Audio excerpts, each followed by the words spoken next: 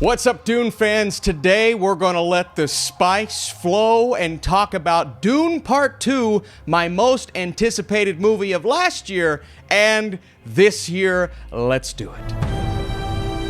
What we do for the benefit of all. Well, I'd very much like to be equal to you.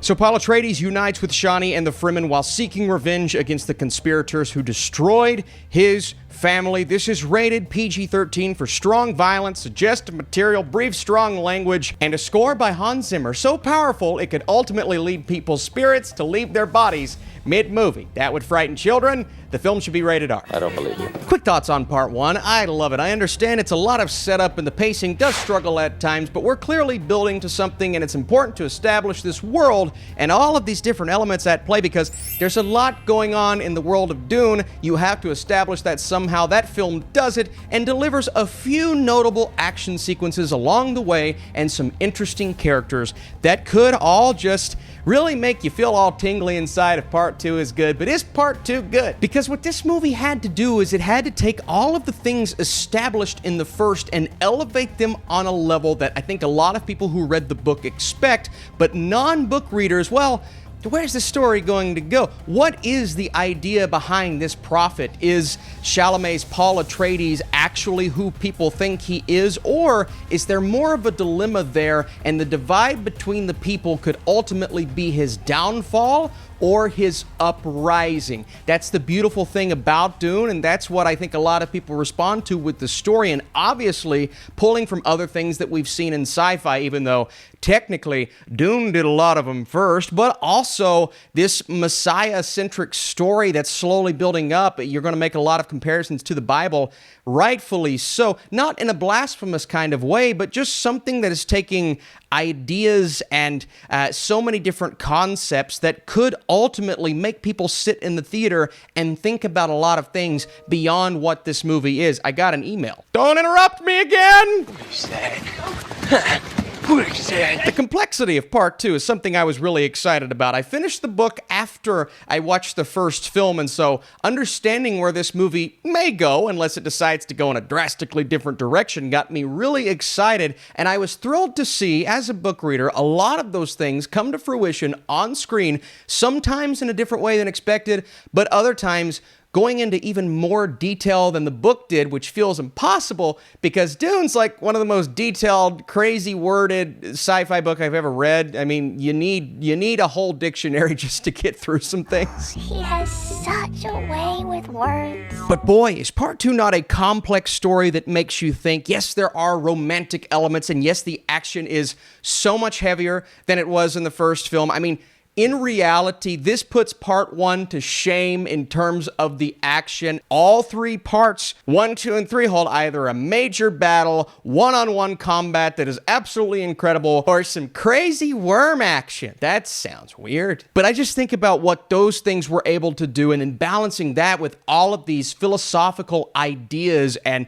the religious themes throughout, and the questions that are being posed by the people, but also, the thoughts going on in Paul's head all throughout this film, the influences that are taking him in certain directions. And yes, I'm listing a lot of things about this story, but ultimately it's all balanced so beautifully by Denis Villeneuve. And I believe it's not only better balanced in this movie, the pacing is drastically different than what I expected. It's slow, but it doesn't feel slow. It's methodical in a way that gets you to where you need to be. And it spends time in these different places as opposed to cutting back and forth. So we will get these massive sequences and series of scenes with certain characters that, we just stay there with them for 30 to 40 minutes instead of going back and forth. And the first two acts balance that so beautifully to where it just gives us time with the characters, and each major sequence holds something that is just so masterfully crafted.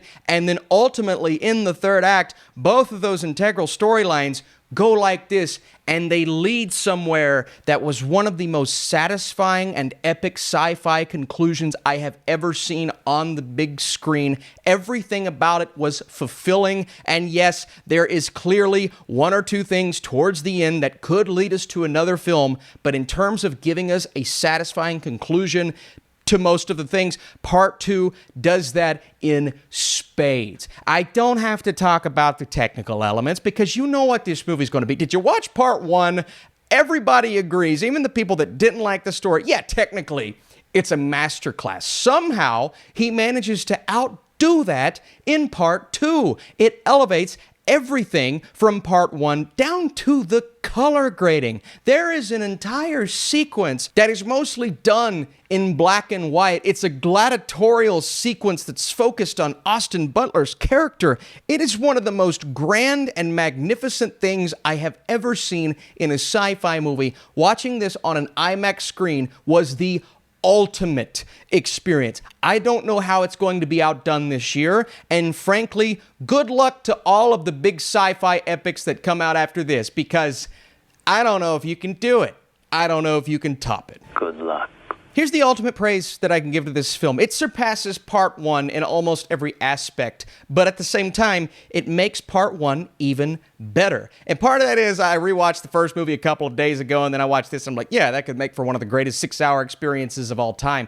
But it makes a lot of those things that we've been waiting on for years worth it, because it not only capitalizes, but it's going to give fans moments and scenes and sequences that will have them not only glued to their seat, but their jaw on the floor like, I've never seen this done in this way in a sci-fi movie. Yeah, the themes, the ideas, all of those things. We've seen those before in a different way, but the best thing I can say about Part 2 is it elevates, technically it elevates here and there.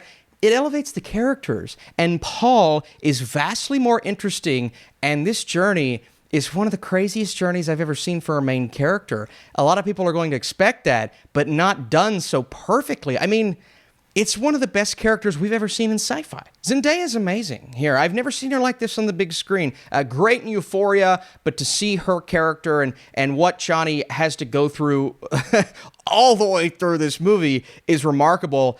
Rebecca Ferguson, at times haunting on a level that I never anticipated or expected. Javier Bardem playing a very specific role that is at times comedic. There's a little bit of comedy coming from his character, but the interest that I had in him and the difference between these Fremen philosophies, the division between these people and how some believe and others don't, is he or isn't he? Across the board, it's split, but ultimately, the way that it all comes together is so beautiful. Other cast members that I'll talk more about in the spoiler review, but I have to give kudos to Austin Butler. Elvis is gone. He's left the building. He's not here. This is terrifying. I didn't know Austin Butler had it in him. I know he's an Oscar-nominated actor. This is the best I've ever seen him. Look, he was great as Elvis. I loved this villainous, psychotic, brutal performance that was everything it needed to be. Perfect casting. Butler is amazing. On the additions, Christopher Walken, Florence Pugh, Leah Saido, I mean, everything about them, it's the perfect cast. It's somehow better than the first. And I missed Oscar Isaac? Yes. Is it better? Yes. Greg Fraser, congratulations on your Oscar, buddy. Hans Zimmer, how'd you manage to outdo the first? Across the board, I could sit down and praise everyone. The production designers, the people involved with the prosthetics, the way the costumes look. It's just one of the coolest worlds I've ever been a part of for 3 hours. Oh, and speaking of 3 hours, yeah, pacing, it was an issue in the first movie, admittedly. For me, it was not an issue here. It's a perfectly paced sci-fi blockbuster. Genuinely, all of the moments that we got were integral. My only major complaint about that is, yes, there's a little bit of like, oh, is there going to be another Dune movie at the end? I still felt satisfied. I don't necessarily know why we needed as much of that, but we got it. So some people are going to roll their eyes like, all right, they did it again. I don't think they did it on that level. I couldn't find a time to pee, so I didn't pee. I held it that long. I had to go really bad after the movie was over, but I was so excited I sat through the credits. That should tell you, because I have a small bladder. Hey, Take it easy. Before I give you my score, if you want to see a Dune spoiler review, dropping that like on this video is the best way to tell me that, and of course leave your comments. If you're over on my Patreon page, which we're starting back up heavy right now, I have a lengthier Dune Part 2 reaction. We're going to do some spoiler talk on there, and I'll be giving away a Paul Atreides pop figure, so go over there, check it out, and check out my longer reaction. I was pretty hyped walking out of the theater last night. Rarely does a sequel deliver on this level of hype, but Dune Part 2 surpasses the first in almost every way. It is a technical masterpiece as expected, but even the writing is a step up. It left me with this beautiful feeling that I had just experienced something truly special. It outdoes the first in almost every way. I had a smile on my face, myself and a couple of my really good critic friends in the same row, and we all just flipped out after the movie was over. I could not believe they did what they did. Not to be hyperbolic. Look, I don't want to get your, because I know when you walk in a movie, sometimes your hype level's through the roof, so just walk in with tempered expectations, people. As tempered as they can be. You guys are amazing. I'll see you soon. I'm doing it!